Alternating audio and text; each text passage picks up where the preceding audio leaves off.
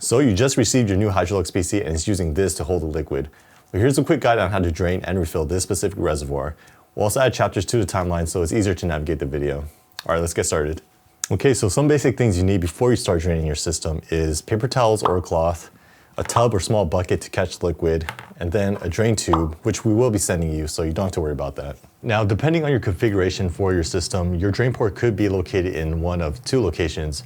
It could be either right under the radiator with a 90-degree fitting that swivels, or it could be located right under the reservoir with a 90-degree fitting that swivels. So all you gotta do is connect the drain tube to the drain port, wherever that's located, and then you can start the drain.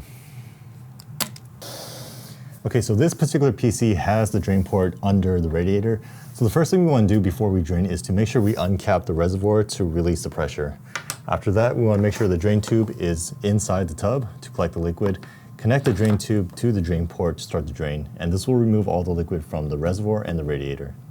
All right, so one thing to note is that your cap could be located in one of three locations, either here, here, or back here.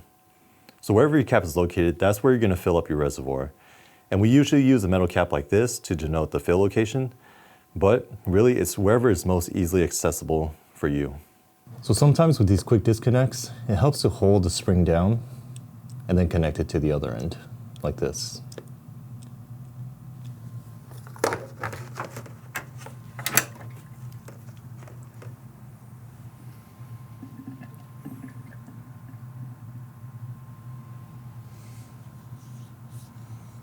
Okay, so the system is considered drained at this point. We removed the liquid from the reservoir and the radiator. So this next step is completely optional, only if you want to flush your system. So what you can do next is remove this tube, fill it up and cap it off, and then run your PC for about an hour. And then after that, you want to perform the whole draining process again. And you'll do that about 2 or 3 times, only if you want to clean and flush your system.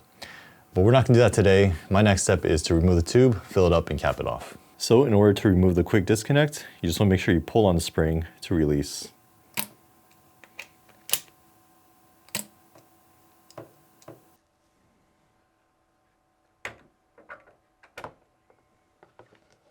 All right, so now we're ready to fill the system, and all we gotta do is grab our squeeze bottle, locate the fill hole, and then fill it up.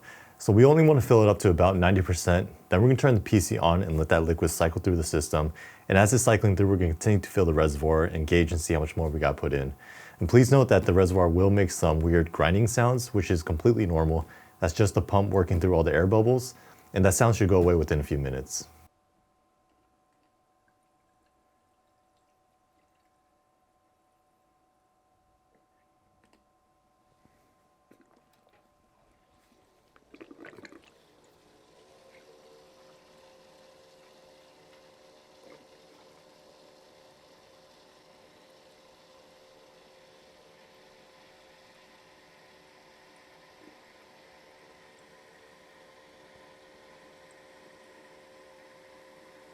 Okay, so it only took about 1 minute for my reservoir to clear out the noise. If yours is still making noise, just make sure to cap it off to seal off the air, and that should help.